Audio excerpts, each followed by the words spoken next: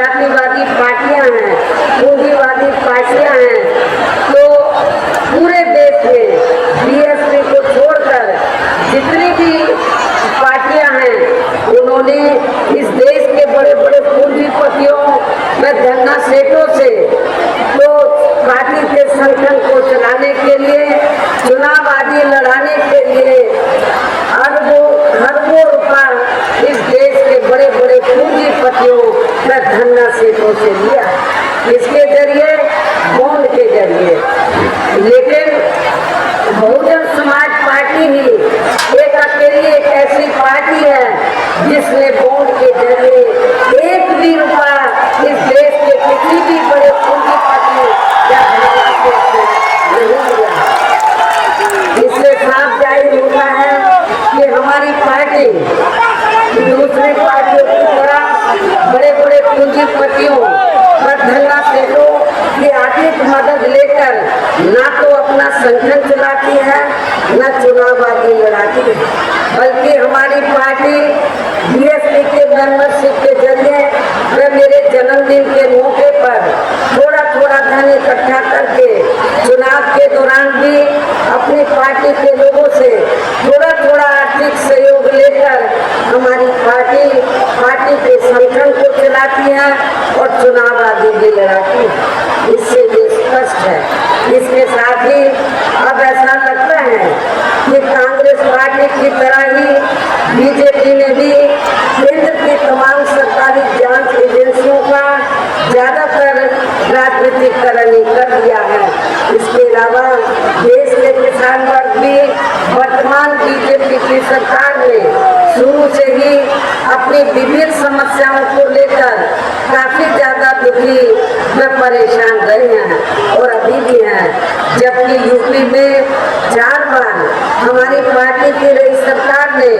इनके हितों का भी हर स्तर पर विशेष ध्यान रखा है और हमारी पार्टी के नेतृत्व में बनी सरकार ने अपनी चारों हुकूमतों के दौरान हमने उत्तर प्रदेश में किसानों को खेती करने के लिए सस्ते साधन उपलब्ध कराए और इतना ही नहीं, उनकी फसल का भी हमारी पार्टी की सरकार ने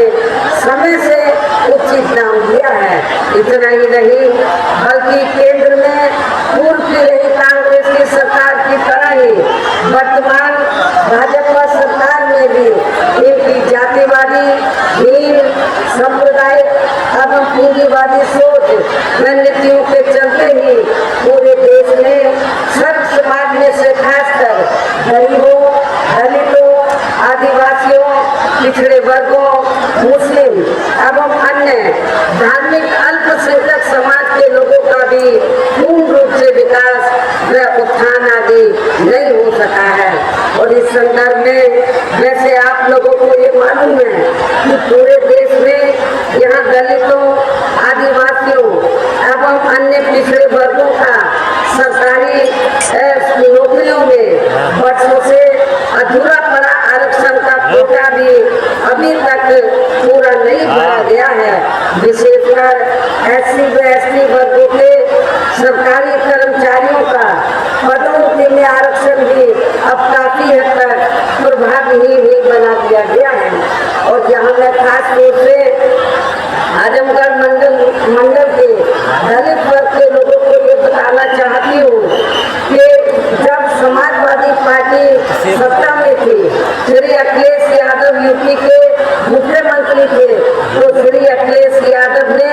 तो यूपी के एससी व एसटी वर्गों के सरकारी कर्मचारियों का पदोन्नति में आरक्षण बिल्कुल समाप्त कर दिया था, खत्म कर दिया था। तो मैं आजमगढ़ के दलित वर्ग के लोगों से, कर्मचारियों से ये पूछना चाहती हूँ, क्या आप लोग ऐसी पार्टी को वोट देंगे? मैं समझती हूँ बिल्कुल भी नहीं देंगे।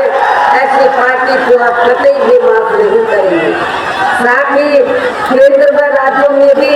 विरोधी पार्टियों की रही सरकारों ने इन सभी वर्गों को प्राइवेट सेक्टर में आरक्षण दिए जाने की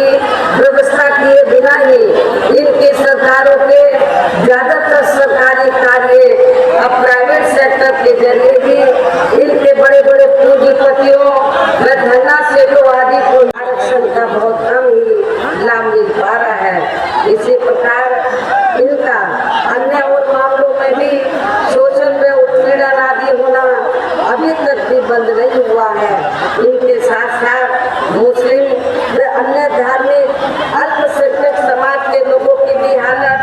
हर स्तर पर यह काफी ज्यादा खराब व दयनीय बनी हुई है, जिसका काफी कुछ खुलासा सच्चर कमेटी की रिपोर्ट में भी किया गया है। इतना ही नहीं बल्कि पिछले कुछ वर्षों से केंद्र व अधिकांश राज्यों में भी बीजेपी व आरएसएस की सरकारों के चलते हुए अब इनका विकास एवं उत्थान आदि होना भी काफी हद तक मनसाही हो गया है। आए दिन इन पर खासकर हिंदुत्व की आड़ में हो रही जुल्म जाति भी जब काफी ज्यादा चरम सीमा पर पहुंच चुकी है। इनके साथ साथ अपर कास्ट समाज में से विशेषकर गरीब लोगों की भी हालत हमें कोई खास अच्छी नजर नहीं आती है। इनकी गलत कृषि नीतियों के कारण किसान वर्ग भी आए दिन आंदोलित ही रहता है। साथ ही इनकी गलत आर्थिक नीतियों की वजह से देश की अर्थव्यवस्था पर भी इसका काफी बुरा प्रभाव पड़ रहा है, जिससे यह विशेषकर छोटे एवं मध्यम वर्ग के व्यापारी वर्ग भी काफी ज्यादा दुखी व परेशान हैं। और अब केंद्र में पूर्व की रही सरकारों की तरह ही वर्तमान भाजपा सरकार में भी जहाँ पूरे देश में गरीबी, बेरोजगारी एवं महंगाई आदि भी लगातार काफी ज्यादा बढ़ रही है। देश में हर स्तर पर फैला भ्रष्टाचार भी अभी तक खत्म नहीं हुआ है। ऐसे में अब आप लोगों को देश में हो रहे लोकसभा चुनाव में कांग्रेस, बीजेपी व इनकी सहयोगी पार्टियों को भी केंद्र की सत्ता में आने से जरूर रोकना है, जिनकी गलत नीतियों व गलत कार्य प्रणाली आदि को आप लोग काफी हद तक आजमा भी चुके हैं। ऐसी स्थिति में अब ये विरोधी पार्टियां इस चुनाव में भी किस्म किस्म के साम, दाम, दंड भेद आदि अनेकों हथकंडे इस्तेमाल करके केंद्र की सत्ता में आने की पूरी कोशिश में लगी हैं, जिनसे अपनी पार्टी के लोगों को हर स्तर पर काफी ज्यादा सावधान रहना है। और इस मामले में विरोधी पार्टियां अपने अपने पक्ष में हवा बनाने के लिए खासकर मीडिया,